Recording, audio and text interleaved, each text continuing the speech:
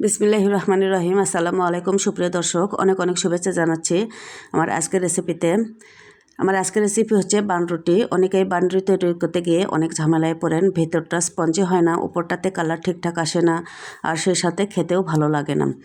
আজকে তেলে ভেজে বান শেয়ার করছি, আর যে কেউ বানাতে পারবেন এই বানরুটি।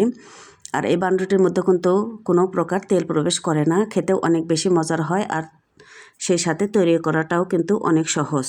তো আশা করছি আজকের রেসিপিটা আপনাদের সবাই ভালো লাগবে। চলুন ঝটপট দেখে নেওয়া যাক আজকের রেসিপিটি। আমি মিক্সিং বলে হাফ লিটার পরিমাণ উষ্ণ গরম তরল দুধ নিচ্ছি, দিয়ে দিচ্ছি 2 টেবিল চামচ পরিমাণ চিনি, ইস্ট দিচ্ছি 1 টেবিল চামচ,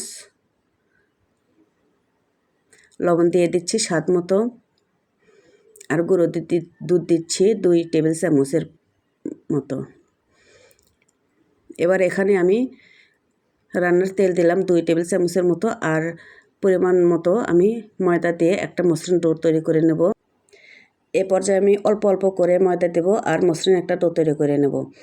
আর হাফ লিটার দুধে আমার অলমোস্ট 2.5 কাপের মতো ময়দা লেগেছে শেষ পর্যন্ত। যাই হোক, আমি হাত দিয়ে ভালো করে মথে একটা মসৃণ ডো তৈরি করে নিলাম। এরকম দেখতেই পাচ্ছেন, এরকম সফট হতে হবে, বেশি শক্ত করা যাবে না। এবার ডোটাকে আমি ঢেকে রেস্টে রেখে দেব 1 থেকে 1.5 ঘন্টার মতো। 1 থেকে 1.5 ঘন্টা পরে আমি ফিরলাম। ডোটা কিন্তু ফুলে আমার একেবারে ডবলেরও বেশি হয়ে গেছে, দেখতেই পাচ্ছেন। তো আমি এবার হাত দিয়ে বাতাসটাকে বের করে দেব আর খানিকটা মথে নেব। সামান্য একটু ময়দা ছিটিয়ে আমি ডোটাকে আবার একটু মথে নেব।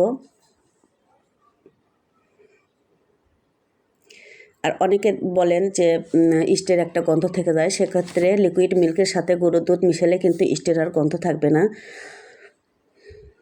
আর এভাবে করে পরিমাণ করে আমি লেচি কেটে নিচ্ছি বানরুটির জন্য।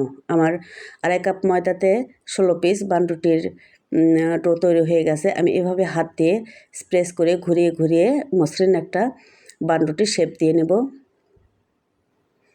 এরকম করে প্রত্যেকটা বানরুটি আমি রেডি করে নেব। আর এই পর্যায়ে একটা পেপারের ওপর রেখে দিচ্ছি, যাতে তেলে ছাড়ার সময় সুবিধা হয় আর কি। তো প্রত্যেকটা রুটি আমার রেডি হয়ে গেছে। আমি আবারও রেস্টে রেখে দিচ্ছি 10 থেকে 12 মিনিটের মতো। এতে করে কিন্তু আবারও ফুলে যাবে ডোগুলো। তো আমি 10 মিনিট পরে ফেললাম। দেখতে পাচ্ছেন মাশাআল্লাহ, ডোগুলো কিন্তু অনেক ফুলে উঠেছে, ডবলের মতো হয়ে গেছে।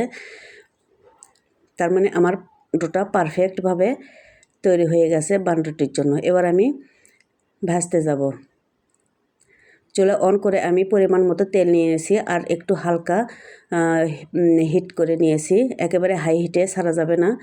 আর এভাবে প্রত্যেকটা বানরুটি আমি ছেড়ে দিয়ে তেলটা একটু বেশি দিতে হবে। ডুবো তেলে ভাজলে কিন্তু এর ভিতরে তেল প্রবেশ করবে না। এভাবে করে উল্টে পাল্টে পছন্দ মতো কালার হয়ে আসা পর্যন্ত ভেজে নেব। তেলে ছাড়ার পরেও কিন্তু বানগুলো অনেকটা ফুলে যায়। তো আমার এভাবে সবগুলো বানরুটি আমি ভেজে নিয়েছি। এবার গরম গরম পরিবেশনের পালা। তো দর্শক, অল্প সময়ে বাসায় এরকম বানরুটি তৈরি করতে পারেন। দেখতে যেমন ভালো লাগছে, খেতেও কিন্তু অনেক ভালো লাগবে। বাসায় সকাল কিংবা বিকেলের নাস্তায় অথবা বাচ্চাদের টিফিনে এভাবে নাস্তা তৈরি করে দিলে কিন্তু বাচ্চারা অনেক মজা করে খেয়ে নেবে। আর সেই সাথে এটা কিন্তু অনেক হেলদিও। আর হোমমেড সব খাবারই কিন্তু হেলদি, এটা আমরা সবাই জানি। তো আমি একটা বানরুটি ছেড়ে দেখাচ্ছি ভিতরটা কেমন স্পঞ্জি হয়েছে। দেখতেই পাচ্ছেন অনেকটা স্পঞ্জি।